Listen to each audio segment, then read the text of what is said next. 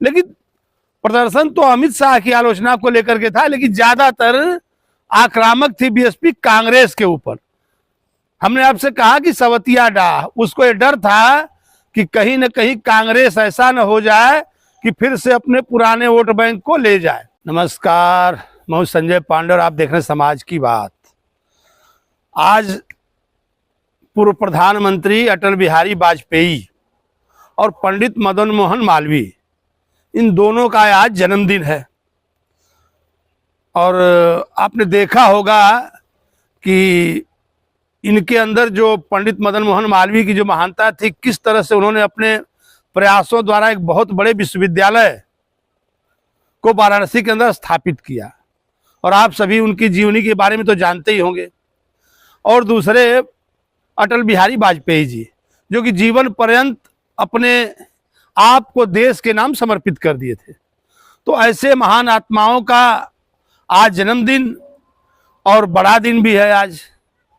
आज से दिन भी जो सर्दियों के दिन है वो बड़े हो जाने लगेंगे। लेकिन इन सारी बातों को लेकर के जो अपने देश में आजकल चल रहा है, अगर देखा जाए तो एक तरह का सवतिया डाह,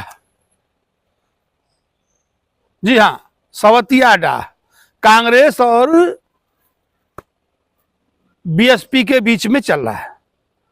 आप देखेंगे कि अभी पिछले दिनों बीएसपी ने उत्तर प्रदेश में जगह जगह पर एक प्रदर्शन किया था उस घटना को लेकर के अमित शाह की आलोचना के लिए।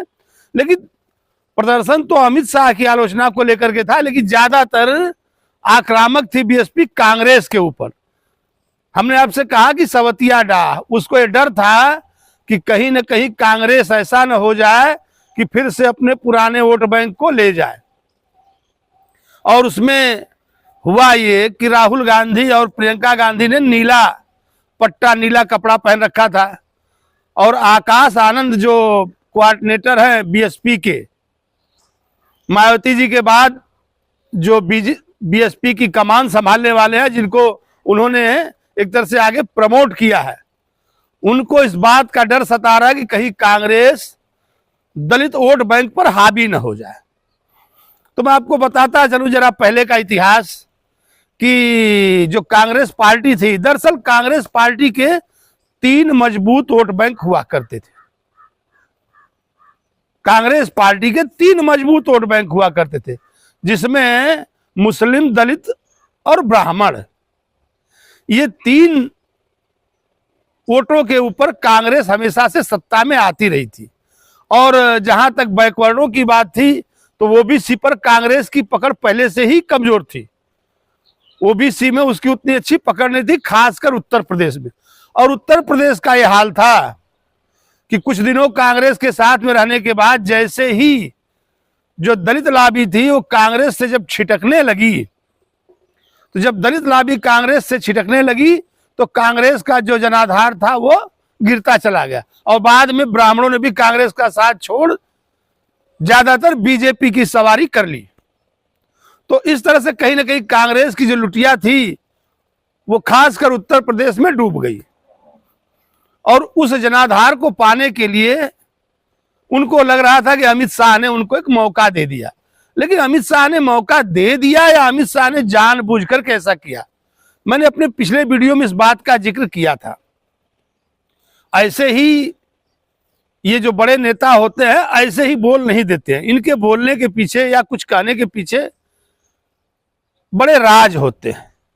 और कहीं ना कहीं ये बात जानबूझ करके ये लोग बोलते हैं कि इससे उनको मालूम है कि हम अगर इस तरह का बयान देते हैं, ऐसी बात अगर हम बोलते हैं तो इसके आगे परिणाम क्या होंगे, वो इससे बखूबी कोई अनजान नहीं है, उनको मालूम है।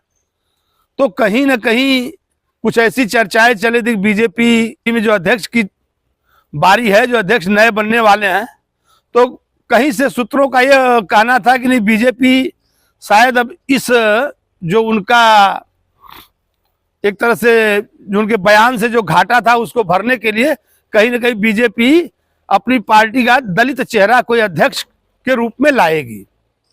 और एक बार हुआ भी था, बीजेपी ने अपने एक दलित चेहरे को अध्यक्ष बनाया था, जो कि कहीं ना कहीं एक रिश्वत मामले में उनकी कुर्सी चली गई थी। और आज फिर ऐसा लग रहा है कि बीजेपी शायद कोई ऐसा चेहरा लाए जिससे कि वो इस घाटे को भर सके। और जो बाकी पार्टियां हैं जैसे कांग्रेस हुई या बीएसपी हुई, तो कहीं ना कहीं अपनी तू मैं की राजनीति में लगी रही।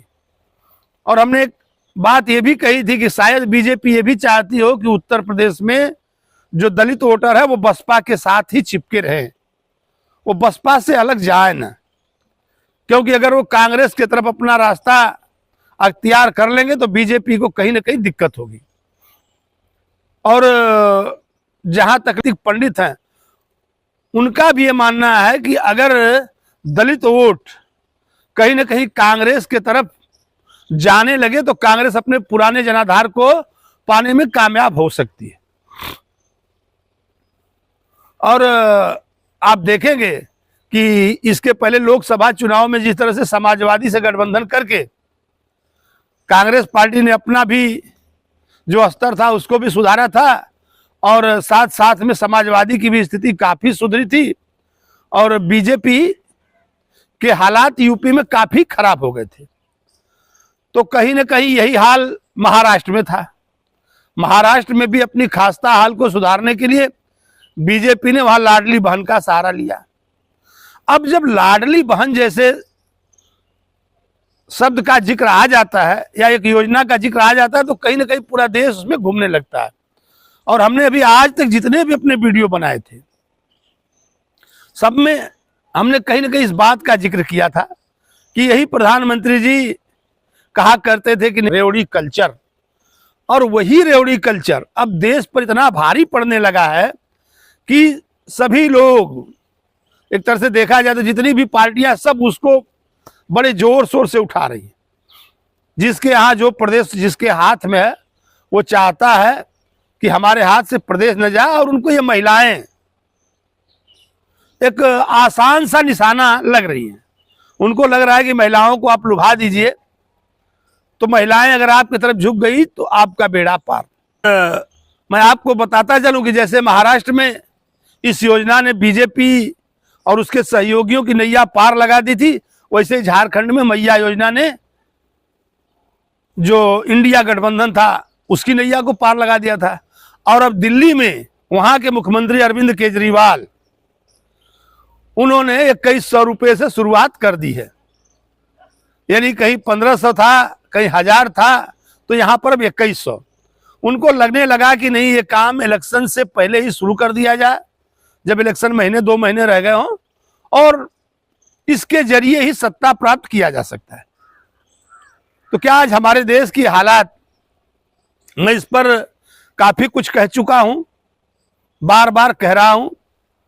तो हमारे यहाँ जो इलेक्शन कमीशन है या हमारे यहाँ का जो सुप्रीम कोर्ट है, तो इस मामले पर कभी कभी जिक्र तो होता है, तो क्या स्वतः संज्ञान नहीं ले सकता?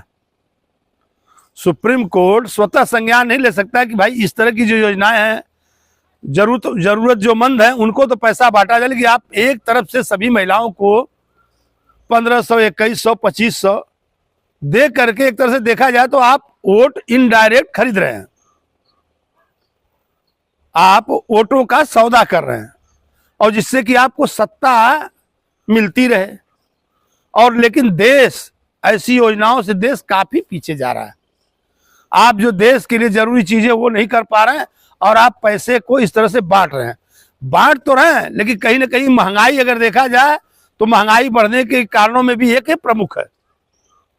सरकार पैसा अपने कहीं घर से तो लाएगी नहीं, पैसा तो उसको वहीं से अरेंज करना है। फिर क्या करेगी?